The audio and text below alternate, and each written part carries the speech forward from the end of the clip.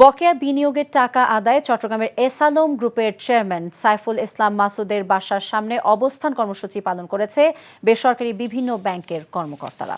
সকালে নগরীর পাঁচলাইশ সুগন্ধা আবাসিক এলাকায় চট্টগ্রাম অঞ্চলের 12টি ব্যাংকের কর্মকর্তারা এই অবস্থান কর্মসূচি পালন করেন।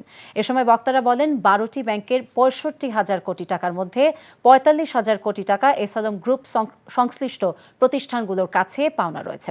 শুধুমাত্র চট্টগ্রাম অঞ্চলের ব্যাংকগুলো গ্রুপটির কাছ থেকে প্রায় 35,000 কোটি টাকা পাওনা বলে অভিযোগ করেন বক্তারা।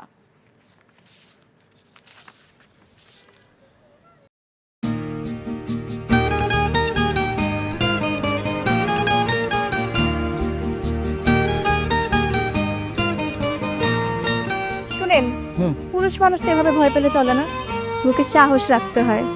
যা বলবেন সোজা সাপটা বলবেন।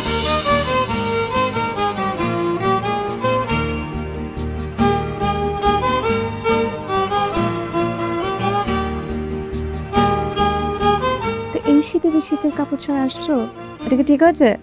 তোমাকে দেখার পর থেকে আমার জীবন থেকে শীত, গ্রীষ্ম, বর্ষা সব চলে গেছে, শুধুমাত্র তুমি আছো।